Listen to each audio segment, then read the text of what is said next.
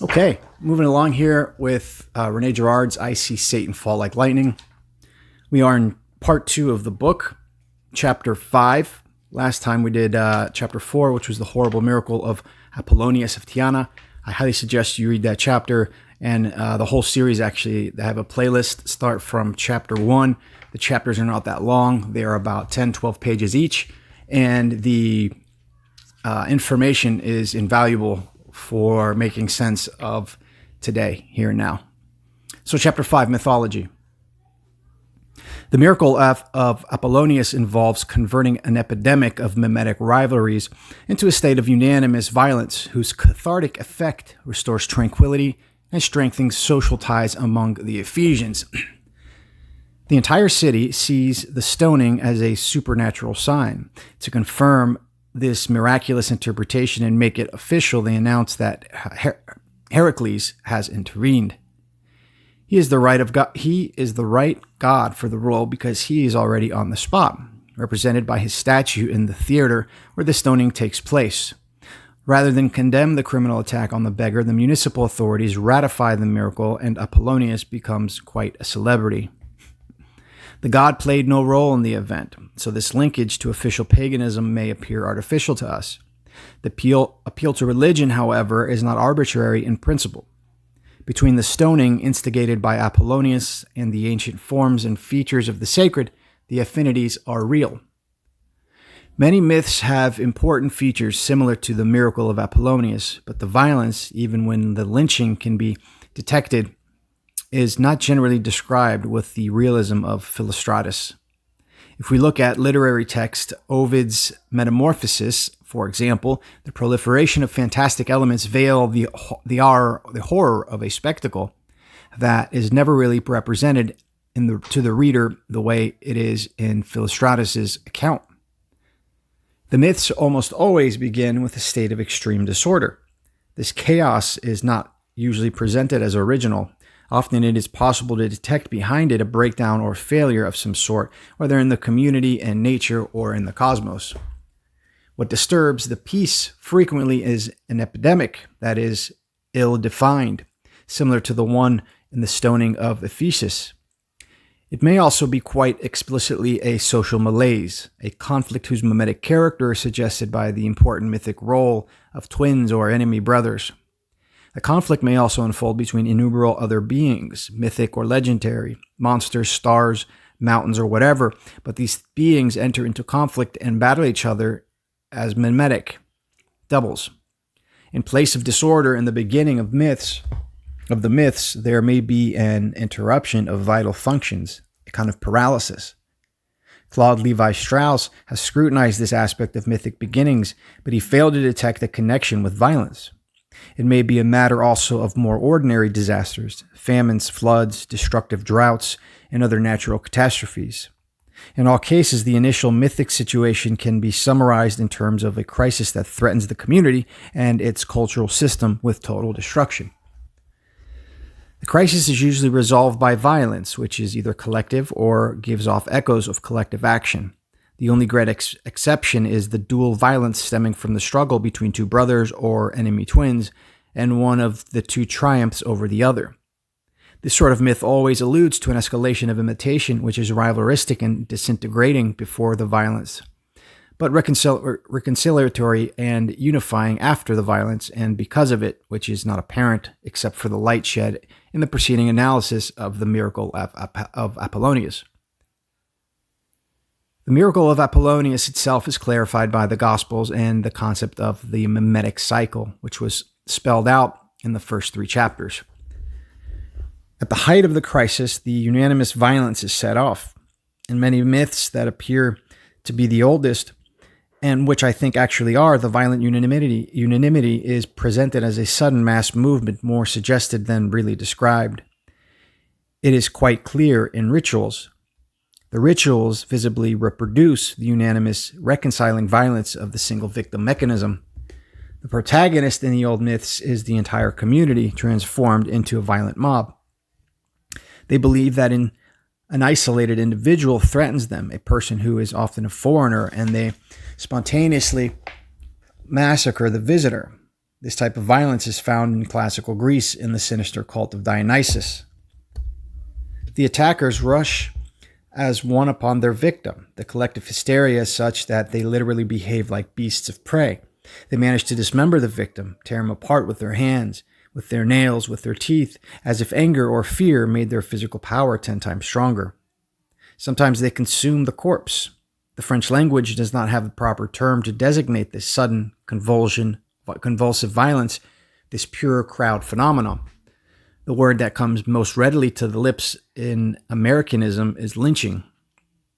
I cannot accept the interpretations that hold that the innumerable variants of this collective murder or murder collectively inspired refer to nothing real. Given all the evidence in mythology and biblical texts, given the realism of certain descriptions, given the real violence of rituals, I think a purely symbolic interpretation, the invocation of some fantasy or other to explain all these scenes of violence, is dictated by a systemic prejudice against the real. I reject it without the least hesitation, if for no reason other than in its inability to lead the study of mythology out of the impasse in which it has been trapped for so long. Since lynching a victim with bare hands plays a significant role in ancient myths, why not try out the simplest hypothesis, the most logical one? Behind the myths is real violence analogous to savage ferocity, to the stoning of at Ephesus. Mimetic conflicts are real, leading regularly to collective violence, so why not suppose that there is a real violence behind most of the myths?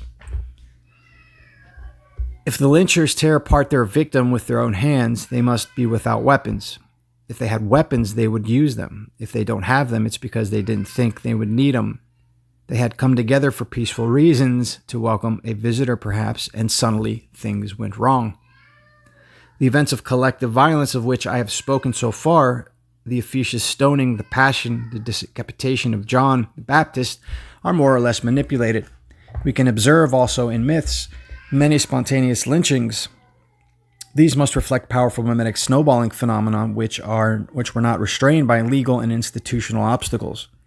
Somewhere anger flames up, a panic is set off, and all the community is thrown into violence by the working of instantaneous contagion. In societies without a judicial system, contagious indignation explodes in the form of the lynch mob. Louis Garnett sees lynching as a primitive mode of justice, which is better than seeing nothing at all, of course, but in my view, the investigator here reverses the genesis of the process. He does not only see that the point of departure in archaic religion, and finally in all the violence labeled judicial, is the violent unanimity of spontaneous lynching, which is unpredetermined. The spontaneous lynching is what reestablishes peace and, with the victim as intermediary, gives this peace a divine meaning. Once the victim is killed, the crisis is over, peace is regained, the plague is healed, all the elements become calm again, chaos withdraws. What is blocked or locked or paralyzed is opened. The incomplete is completed. Gaps are filled, and the confusion of differences is restored to proper differentiation. The transformation of the evildoer into a divine benefactor is a phenomenon simultaneously marvelous and routine. In most cases, the myths don't even indicate this change. The one who is lynched at the beginning of the myth because he or she came as a destroyer or of the totemic system, lo and behold, presides in the end over the reconstruction of this same system or over the construction of a new one. Unanimous violence has transformed the evildoer into a divine benefactor in a manner so extraordinary, yet nevertheless ordinary, that most of the myths do not say anything about this metamorphosis. All this is explicable if we see that by the end of the myths, unanimous violence has reconciled the community, and the reconciling power it attributed to the victim, who is already guilty, apparently already responsible for the crisis. The victim is thus transfigured twice, the first time in a negative evil fashion, the second time in a positive beneficial fashion. Everyone thought this victim had perished, but it turns out he or she must be alive, since this very one reconstructs the community immediately after destroying it. He or she is clearly immortal and thus divine, so the conclusion must be that the myths themselves reflect, though in a confused and altered fashion, the process that the Gospels enable us to see and that we found subsequently in the Ephesus stoning. This process characterizes myths in general. The same human groups that expel and massacre individuals on whom suspicion falls switch over to adorning them when they find they are calm and reconciled. What reconciles them to repeat is nothing else than projecting on the victim all their fears in the beginning and subsequently all their hopes once they become reconciled. These are disorders characteristic of human groups that paradoxically, as they become more and more aggravated, afford humans the means of creating forms of organization. These new forms emerge from a crisis of violence and then put an end to it. Lynchings restore peace at the expense of the divinized victim. This is why they are associated with manifestations of the divine figure, and the communities recall them in transfigured accounts that we call myths. In the miraculous stoning associated with Apollonius, no new deity appears. However, the event is not far removed from such an apparition, since the beggar is perceived as a supernatural being, the plague demon. After the stoning, the murderers don't recognize their victim. The bit of human appearance that old age and misery have not destroyed in the beggar, the stones have finally finished destroying. The unfortunate man is not stoned because he is monstrous. He becomes a monster because of the stoning. The Ephesians have thrown their stones with such fury that the corpse of the beggar appears, quote, pounded to pulp, end quote. The author seems to hesitate at this point. The demon is as large as a lion, and yet is not a lion, but a dog. To make this description of the monster more respectable, Philostrius has him vomit foaming saliva like rabid dogs. But this transformation is scarcely impressive or convincing. It is too transparent to conceal the sad truth. Here we have only a pale form of myth. The unanimous murder is not transformed sufficiently to be divinized. This is why a new deity does not appear. We know what this stoning lacks to produce a god, a sufficiently powerful event of collective violence. If the collective violence were more powerful, the beggar would be divinized. The healing gods in mythology are manifested first of all in forms that resemble the miracle of Apollonius. The demons initially responsible for the illness are subsequently the ones who heal it. If these gods are considered capable of healing the illness that they transmit to humans, it is because the violence executed against them when they appear as evil, contagious, and demonic has a reconciling effect similar to that of our stoning, but more powerful. Here it is the efficacious abscess of fixation that is divinized. The victims who arouse the most terror in the first phase arouse the most relief and harmony in the second. They are thus transformed twice, as I said, but this does not occur in the instance of the beggar of Ephesus. In the Oedipus myth, the role of the god Apollo is a good example of double transformation.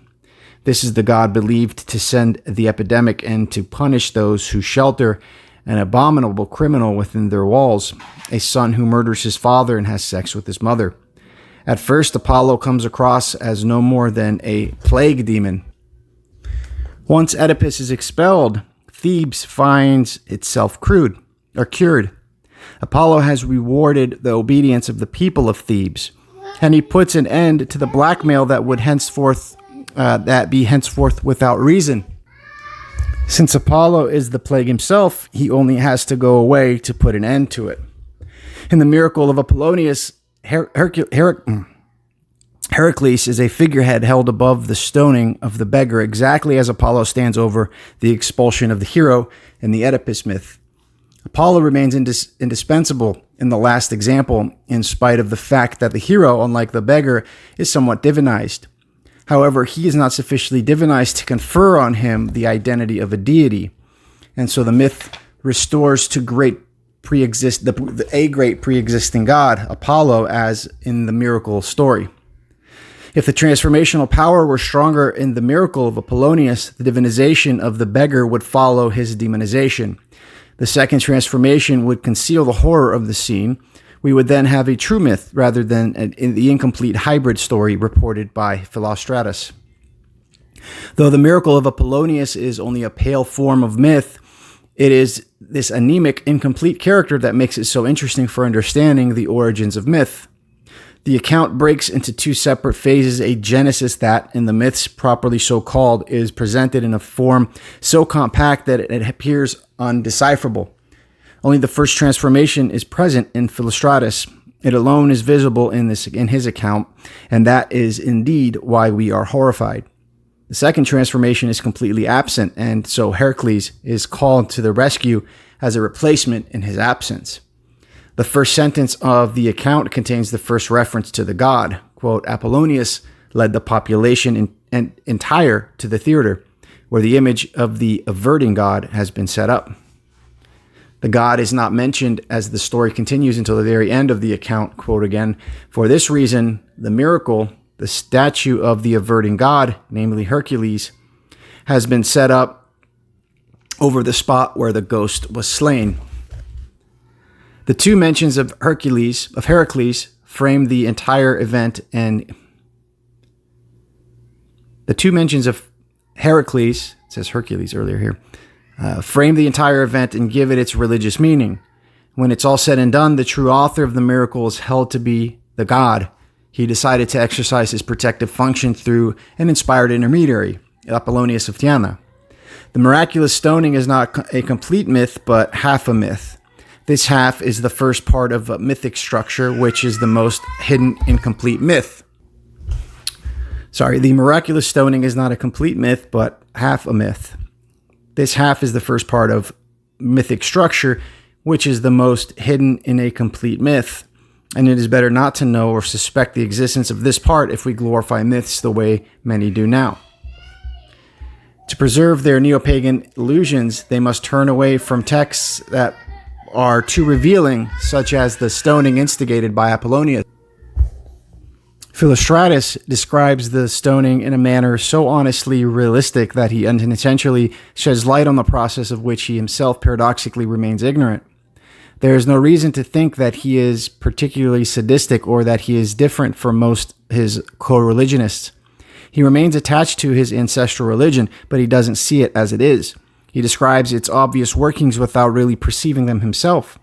The horror his account inspires in us would no doubt deeply astonish him. In Philostratus' religious imagination, the great god Pan is not completely dead. It is not by accident that this god of violent mobs is the symbol of classic mythology. From his name comes our word panic. This god has not lost all his power of enchantment over the author of the Life of Apollonius. Why do the Gospels, in their most complete definition of the mimetic cycle, have recourse to a figure named Satan or the devil rather than to an impersonal principle? I think the principal reason is that the human subjects as individuals are not aware of the circular process in which they are trapped. The real manipulator of the process is mimetic contagion itself. There is no real subject within this mimetic contagion, and that is finally the meaning of the title Prince of this world. It is if it is recognized that Satan is the absence of being.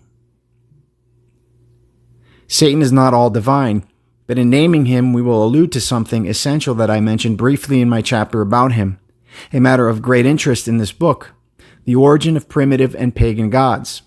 Even if Satan's transcendence is false, totally without reality in a religious sense, on the worldly plane, his works are undeniable and formidable. Satan is the absent subject of structures of disorder and order. Satan is the absent subject of structures of disorder and order, which stem from rivalistic relations among humans. When it's all said and done, these rivalries both organize and disorganize human relations. Satan is mimetic contagion as its most secret power, the creation of the false gods out of the midst of which Christianity emerged.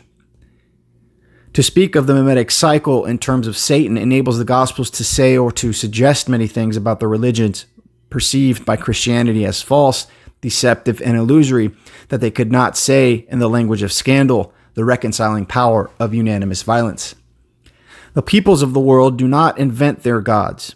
They deify their victims. What prevents researchers from discovering this truth is their refusal to grasp the real violence behind the texts that represent it.